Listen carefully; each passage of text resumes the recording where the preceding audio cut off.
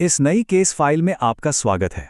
आज हम एक ऐसे खौफनाक मामले का विश्लेषण करने जा रहे हैं जो एक साधारण से दिखने वाले कॉलेज की चार दीवारी के भीतर कहीं दफन था।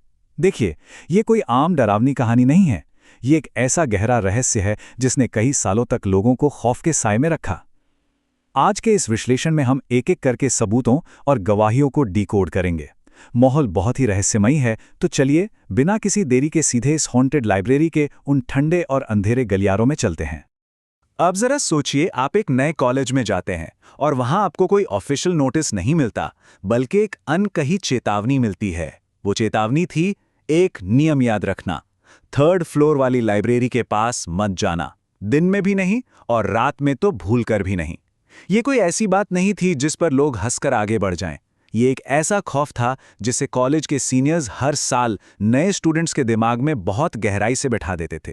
कोई सवाल नहीं पूछता था, बस सब चुपचाप इस डर को मानते थे। तो चलिए शुरू करते हैं। भाग 1, 3rd फ्लोर की लाइब्रेरी।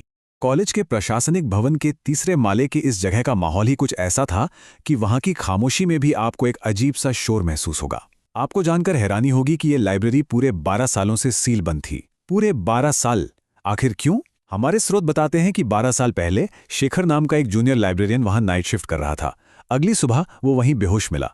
उसकी आंखें खुली थीं, लेकिन वो एक शब्द नहीं बोल पा रहा था। ऐसा लग रहा था मानो किसी खौफनाक चीज ने उसकी आवाज ही छीन ली हो। जब वो ठीक हुआ तो उसने बताया कि जब वो अकेला होता था तो उसे महसूस होता था कि कोई अदृश्य साया उसे लगातार घूर रहा है। बस उसी दिन के बाद से उस दरवाजे पर हमेशा के लिए ताला लगा दिया गया।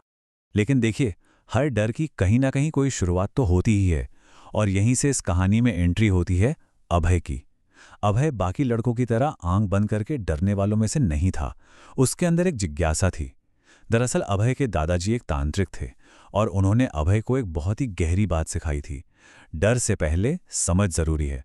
उनका मानना था कि हर परछाई भूत नहीं होती और हर डर झूठ नहीं होता। बस इसी एक विचार ने अभय और उसके 3 दोस्तों को अंधभक्ति से बाहर निकाला और इस पूरे रहस्य की जड़ तक जाने का हौसला दिया। और यहीं से शुरू होता है हमारा भाग 2, गुप्त जांच। जब अभय और उसकी टीम ने प्रिंसिपल डॉक्टर शर्मा से जांच की परमिशन मांगी तो उन्हें साफ मना कर दिया गया। प्रशासन का बस यही कहना था कि गड़े मुर्दे उखाड़ने से सिर्फ पैनिक फैलेगा। लेकिन ये लड़के कहाँ मानने वाले थे। रात के अंधेरे में वो पैरानॉर्मल इन्वेस्टिगेटर डॉक्टर सिद्धार्थ के साथ गुपचुप तरीके से उस लाइब्रेरी तक पहुंच गए। उनके पास पूरी किट थी, EMF meter, thermal sensor, night camera, digital recorder, सब कुछ। अब सुनिए, जैसे ही 12 साल बाद वो भारी भरकम ताला खुला और दरवाजा हटा, अंदर से एक ऐसी तेज सड़ी हुई किताबों की बदबू और भारी हवा बाहर आई कि सांस लेना भी मुश्किल हो गया। ये साफ इशारा था कि वहां कुछ बहुत ही भयानक नकारात्मक ऊर्जा दबी हुई है। ये इन्वेस्टिगेशन कोई एक दिन का काम नहीं था। ये सिलसिला 3 रातों तक चला और हर रात खौफ बढ़ता ही गया। पहली रात ईएमएफ मीटर अचानक से बीप बीप बीप करने लगा, जबकि वहां दूर दूर तक कोई बिजली का तार नहीं था।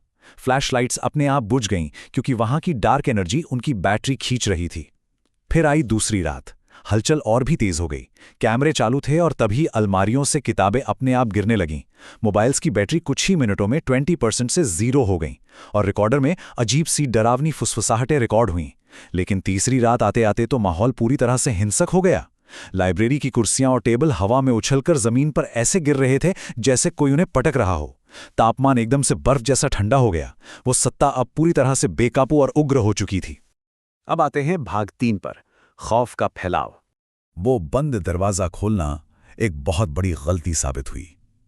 तीसरे दिन टीम को वहां से अपनी जान बचाकर भागना पड़ा, क्योंकि उस दरवाजे के खुलने के साथ ही जो कुछ भी अंदर कैद था ना, वो अब पूरे कॉलेज कैंपस में आजाद हो चुका था। सोचिए क्या स्थिति रही होगी।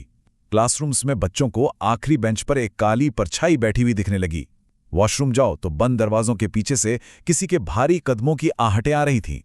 रात के सन्नाटे में पूरे कैंपस के मैदान में किसी लड़की के रोने की इतनी दर्दनाक आवाजें गूंजती थीं कि किसी की भी रूह कांप जाए।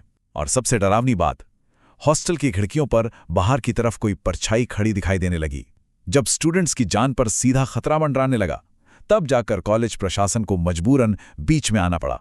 जब स्थिति बिल्कुल हाथ से निकल गई, तब एक बेहद अनुभवी तांत्रिक सत्यदेव बाबा को बुलाया गया। कैंपस में कदम रखते ही उन्होंने जो महसूस किया और जो कहा, उसने इस पूरी जांच का एंगल ही बदल कर रख दिया। उन्होंने कहा, आत्मा डरी नहीं है, वो नाराज है। और बस इस एक लाइन से यह साफ हो गया कि यह कोई आम भूतिया घटना या यूं ही भटकती हुई आत्मा का केस नहीं था। यह तो किसी बहुत ही गहरे दबे हुए अन्याय के खिलाफ एक चीख थी। और अब इस रहस्य से पर्दा उठता है। भाग 4, काले सच का पर्दाफाश। कहानी के सबसे नाजुक और डरावने मोड़ पर सत्यदेव बाबा सीधे तीसरी मंजिल की उस मनहूस लाइब्रेरी की तरफ गए।